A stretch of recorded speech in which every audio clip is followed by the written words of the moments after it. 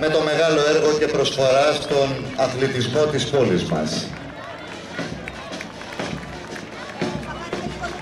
Μάλιστα. Διώχνεις τα κοριτσάκια εκεί μπροστά. Εντάξει.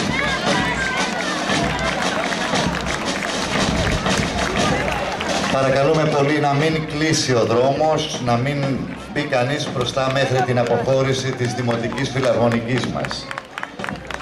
Της Δημοτικής Φιλαρμονικής που θαυμάσαμε πριν από λίγες ημέρες όσοι βρέθηκαν στον ανανεωμένο πολυχώρο του Δημαρχείου Παλαιοφαλήρου, ένα καινούργιο πολιτιστικό στολίδι, ιδιαίτερα σημαντικό για την πόλη μας. Σταύρο! Σταύρο!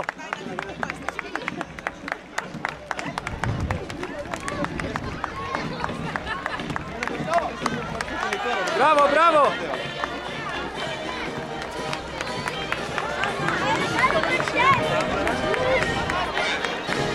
Η Δημοτική μας Φιλαρμονική, κυρίες και κύριοι, αποχωρεί. Μπράβο, μπράβο, μπράβο!